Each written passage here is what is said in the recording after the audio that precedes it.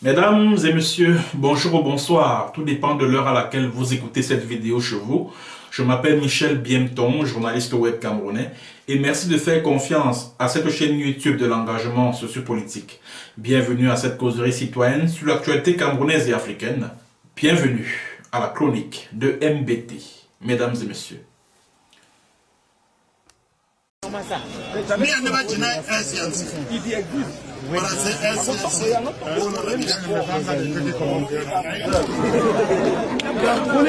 I mean, Frundi, I'm telling you, are deceiving yourself. The map in which atlas? In which atlas? Those are the saboteurs that come to disturb. It's me. I be from the SDF. I don't go outside the top for day. But for day here, no. So we don't want people who are out to cause disease. And Bazonia has not been deserted anywhere. And they are talking because the SDF was formed. And since they formed SDF, we never changed track. I'm not talking Semek and Bazonia not come up with the cause. Don't tell me that you know Anglophone problems better than I do. Don't tell me that they've insulted you as an Anglophone more than they've insulted me. Because some of you talking war. You don't even know how to shoot a gun. You don't even know how to shoot a gun. I bet you, me, Frundi, if you smoke cigarette, well and so, I get one, I will shoot cigarette from your hand, you take a hand run. I'm a marksman. But should I be shooting to kill? I don't mind that. Those of you who know me with a gun know that if I take them, right? But they are all Cameroonians, and it's my wish and place to protect them and orientate them. That's what we are saying. We have to be careful. As my point of campaign in '92, I told the whole country, educate Cameroonians about the budget of Cameroon today.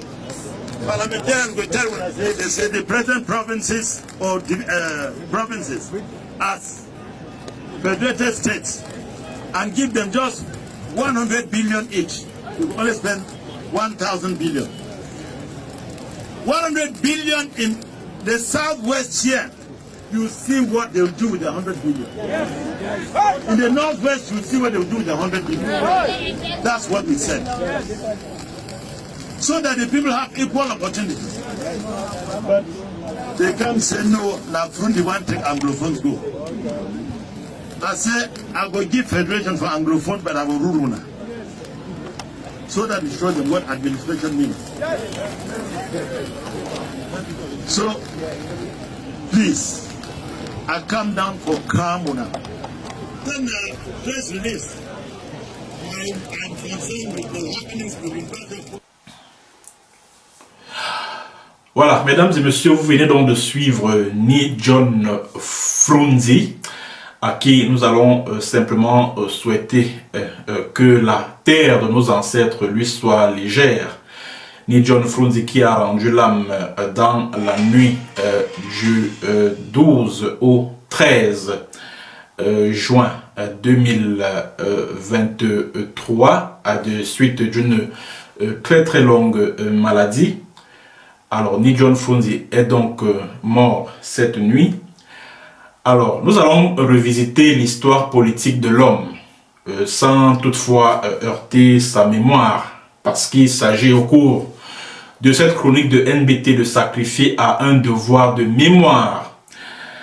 Alors, c'est à Bamenda que Ni John Frunzi lance donc son parti le 26 mai 1990 dans le sang, puisque la manifestation de lancement de ce parti va être réprimée par les forces de désordre du régime de M. Paul Biya. Bilan 6 morts, même comme Zachary Niman et puis Antoine Maringono de Radio Cameroun à l'époque vont dire. En fait, Antoine Maringono et puis Zachary Niman avaient déclaré que ces 6 personnes avaient trouvé la mort suite à une bousculade dans la foule qui s'était donné rendez-vous ce jour à Bamenda pour la manifestation de lancement du parti SDF. Alors, Ni John Frunzi, qui avait été très célèbre à travers son point levé et son slogan « Power to the people », avait réussi à faire bouger le Cameroun. L'on se souvient qu'au début des années 90, tous les Camerounais avaient reposé leurs espoirs sur ce parti naissant, ce parti d'opposition, après presque 40 ans de parti unique. Donc le SDF avait réussi à susciter l'espoir, cet espoir de changement. Donc le SDF était porteur de l'espoir de changement dont rêvait le commun des Camerounais. Surtout qu'à l'époque, le contexte économique était marqué par la crise, une crise assez sévère, où le Camerounais tirait le diable par la queue et avait tout le mal du monde à joindre les deux bouts. Bon, malheureusement, Ni John Frunzi, au cours de sa carrière politique, va commettre beaucoup d'erreurs. Mais avant que d'en arriver à cette erreur-là, à ces erreurs-là, je veux dire, tout le monde sait, hein, et c'est de notoriété publique au Cameroun, que Ni John Frunzi est le vainqueur de la présidentielle de 1992. Ça, tous les chiffres qui émanaient, que ce soit du National Democratic Institute, que ce soit de l'ambassade américaine à Yaoundé, qui était dirigée à l'époque par Francesco. Tout le monde sait que c'est Ni John Frunzi qui avait gagné la présidentielle de 1992. Or, comme Ni John Frunzi n'était pas très apprécié par la France officielle, alors cette France-là a jeté son dévolu sur Paul Biya parce que la France soupçonnait Ni John Frunzi d'être le protégé des Américains. Et l'on se souvient d'ailleurs que quand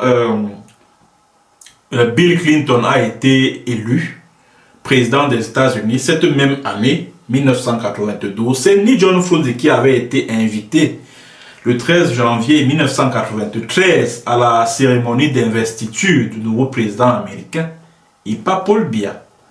Ça, tout le monde le sait. Alors, les Français ont donc estimé que Ni John Frunzi était l'homme des Américains, et quelques mois plus tard, Ni John Frunzi a été placé en résidence surveillée par l'armée de Paul Barthélemy Biya Bimvondo.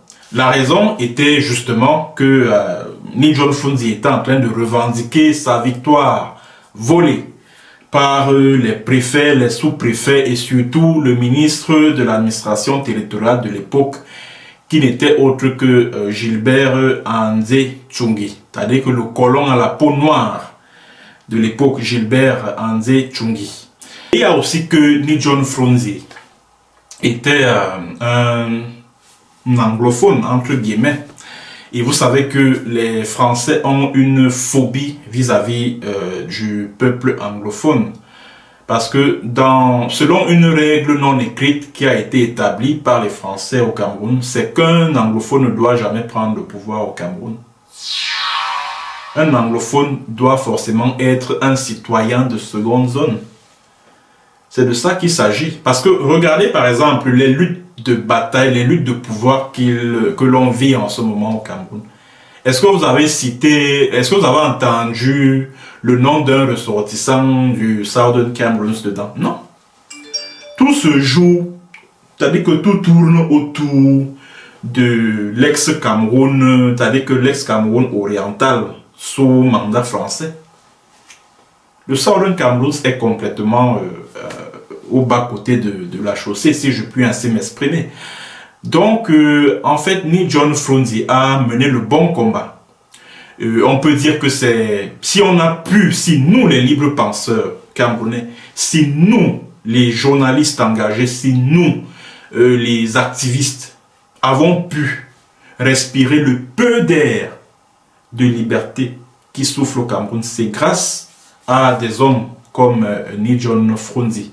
Voilà pourquoi je me permets de saluer bien bas ce combattant de la liberté, ce combattant de la démocratie au Cameroun. Même comme aujourd'hui, beaucoup de gens autour, certains larbins et courtisans du régime de Paul Biya attribuent les lauriers du retour à l'ère démocratique à Paul Biya en disant que voilà, c'est Paul Biya qui a apporté la démocratie. Grâce à Paul Biya, le Cameroun est un pays libre, démocratique, où la liberté de presse est garantie, où la liberté d'expression est garantie. Mais non. Si au Cameroun aujourd'hui nous avons ce brin de démocratie, c'est grâce à Ni John Frondi. C'est lui qui a donné le ton, c'est lui qui a donné le là. C'est vrai que quelques mois auparavant, il y a eu les maîtres Yondo Black et tout. Mais si quelqu'un a eu le courage, premièrement, de lancer un parti politique, deuxièmement, d'affronter les balles assassines du régime de Paul Biya, c'est Ni John Frondi, au Cameroun là. Voilà pourquoi c'est une figure de notre démocratie au Cameroun qui doit être vénérée, qui doit être respectée. Cependant, au cours de sa carrière politique, Ni John Frondi a commis beaucoup d'erreurs. Je ne sais pas s'il l'a fait consciemment, à l'effet de jouer le jeu du régime, parce qu'à une certaine période, on soupçonnait Ni John Frondi de jouer le jeu du régime. Soit il a été emberlificoté par certains membres de son entourage. Je me pose simplement des questions. La toute première erreur que Frondi commet, c'est d'inciter son parti à boycotter les législatives de 1992. Or, si le SDF, Social Democratic Front, le parti de Ni John Frondi, s'était porté candidat à ces législatives et municipales-là, le RDPC de l'époque, le parti État de l'époque, aurait été mis en minorité. Le RDPC aurait été mis en minorité.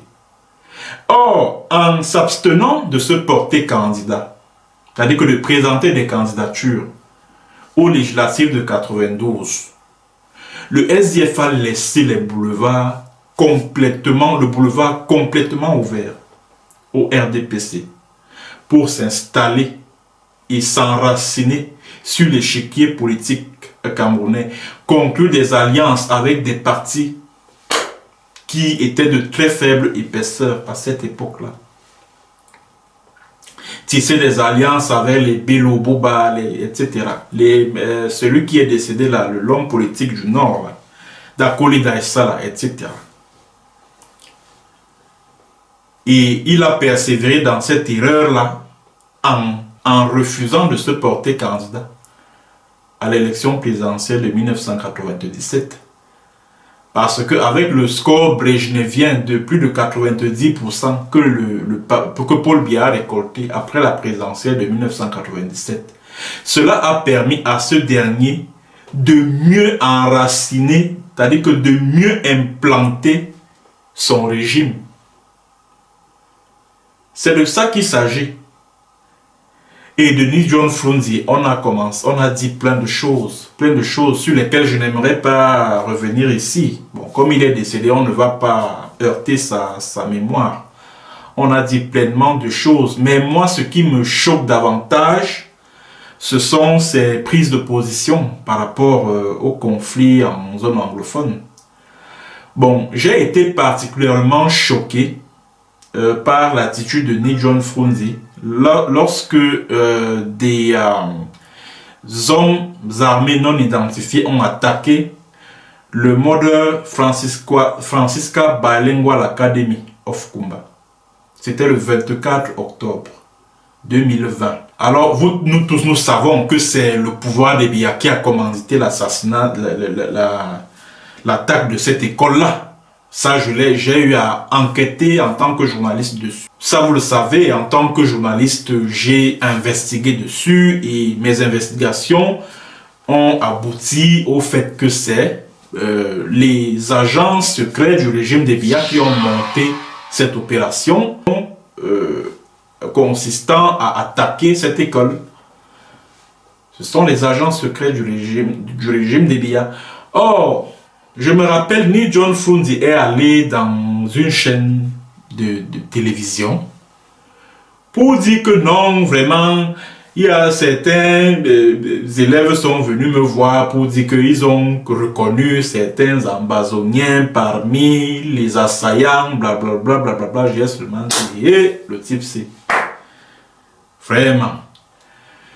Et si ni John Frunzi en avait après le mouvement indépendantiste anglophone, c'est tout simplement parce que ce mouvement-là est pour beaucoup dans le déclin du SDF à cause, ou si vous voulez, ou grâce, c'est selon l'endroit où on se trouve, où on se place, à ce mouvement-là, le SDF a perdu énormément de terrain dans son bastion, ou si ou son socle granitique, si je puis m'exprimer comme Jacques Famundongo, cette âme damnée du régime de M. Paul Biya. Alors voilà pourquoi ni John Frunzi n'a jamais pardonné à ces ambazoniens, à ces militants anglophones-là, d'être venus rogner une bonne part dans son fief. Bon, quelque part aussi, il faut comprendre pourquoi ni John Frunzi a affiché une vive opposition vis-à-vis du mouvement ambazonien, du mouvement indépendantiste anglophone. C'était tout à fait normal. Et plein de choses se sont dites sur les relations entre ni John Frunzi et le pouvoir de Biya. Par exemple, il se dit, bon, je ne sais pas si c'est vrai, que quand Rose Frunzi, son épouse, est tombée malade en 2006, c'est le président Biya qui a mis tous les moyens en jeu pour que son épouse bénéficie d'une évacuation sanitaire en Suisse, ce qui avait quand même choqué beaucoup de Camerounais à l'époque, parce que je m'en souviens comme si cela ne datait que d'hier. Alors, il y a également cet épisode qui a marqué, un épisode assez triste qui a marqué le SDF en 2006. Cette bataille de clans qui a conduit à la mort d'un certain Grégoire Diboulé. Parce que il fallait à tout prix que ni John Frunzi reste et demeure le président à vie du SDF, et il n'y avait pas moyen de challenger ni John Frunzi à la tête de ce parti. Bon, on parle également du rôle que ni John Frunzi a joué au sein de la coalition des partis d'opposition en 2004. Voilà, ni John Frunzi, à quelques jours de la présidentielle d'octobre 2004, a déclaré que si c'est pas lui le président de cette coalition, il préfère se porter candidat en cavalier seul et abandonner les autres membres de la coalition. Voilà donc comment celle-ci a volé en éclats. Et cela a également eu le don de choquer beaucoup de Camerounais qui ont toujours souhaité que les leaders de l'opposition au Cameroun se mettent ensemble pour affronter le régime de Paul Biya. Même comme je pense que même cette coalition-là ne peut rien changer dans ce pays parce que le système électoral est vicié, il est vicieux et il est verrouillé du début jusqu'à la fin. Donc même si l'opposition avait formé une coalition, cela n'aurait absolument rien changé. Il y a également cet épisode, c'était en 2013. Ni John Frunzi avait annoncé que si Paul Biya organise les sénatoriales avant les législatives, je vais sortir, je vais tout saccager, je vais tout gâter et tout et tout et tout. Et puis après, on ne sait pas ce qui s'est passé. Allez hop, Frunzi a retourné la veste. Il a dit non, mon parti ira au sénatorial, etc. Machin. Et des informations concordantes font état de ce que quand Frunzi avait menacé de tout saccager, Martin Bellinga Eboutou, père à son âme, est venu le voir à sa résidence là au quartier. On espère pour lui dire que mais c'est comment? Qu'est-ce qui se passe? Hein? Pourquoi tu veux te comporter ainsi? Il y a quoi? Hein? Allez, plante d'abord ta part là. Et prends ce que le grand boss a réservé sur toi là et puis tu laisses tomber cette histoire là. Tu veux gâter le coin, ça veut dire quoi? C'est notre pays à nous tous, non? Si ce pays s'embrase là, qui sera le perdant? Hein? Tu penses que ta résidence du quartier Omnisport là, elle sera épargnée ou alors celle de Ntari Konabamenda là? Hein? Voilà. Tu penses que ton troupeau de bœufs dans ton village à Baba là, hein, ça sera épargné et tout. Bon. De Ni John Fundi, on dit plein de choses au sujet des relations qu'il entretenait avec le palais des Tutsi, dans le palais présidentiel. Donc voilà donc ce que j'avais à partager avec vous concernant l'histoire politique de Ni John Fundi qui a rendu l'âme dans la nuit du 12 au 13 juin 2023. Merci d'avoir écouté, merci de partager massivement la vidéo. À très bientôt pour une autre séance et sur un autre thème. Bonjour, bonsoir.